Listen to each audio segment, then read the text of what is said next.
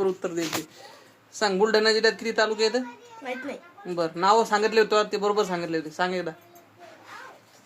ते बी गेलो मी आता भुलून. असं भुलायचं नाही. सांग माहित नाही मला. सांग, रात्री जे जे सांगितले ते नाव सांग. काल सांगितलेले. मला माहित नाही.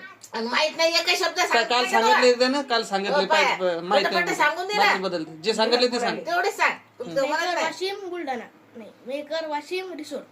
मेकर वाशिम आणि रिसोर्ट. आणखी हे सांगितलं होतं शिल्लक. एकदा आठवडं पण.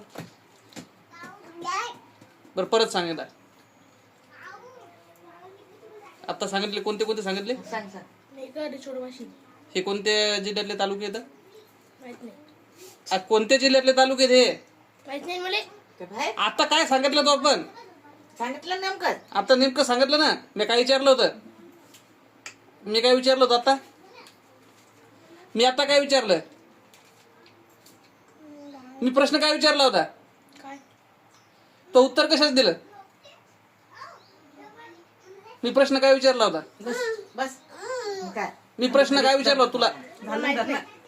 मी उत्तर काय कशाच दिलं तू? झाली ना. तू उत्तर कशाचं दिलं? आता उत्तर कशाच दिलं तू? प्रश्न आहे. हा, मग प्रश्न काय केला होता तुला? प्रश्न बुलढाणा किती तालुके आहेत? हा, आता आठवलं का? किती सांगितले तू? 3. हं. कोणते कोणते? तालुका रिसोड वाशिम. तेच दे मग याच्यात म्हटलं. धर. तेच दे. 3 सांगितले ना. नाही, मेकर रिसोड वाशिम. हे तालुके आहेत बुलढाण्याचे. ठीक आहे, ओके.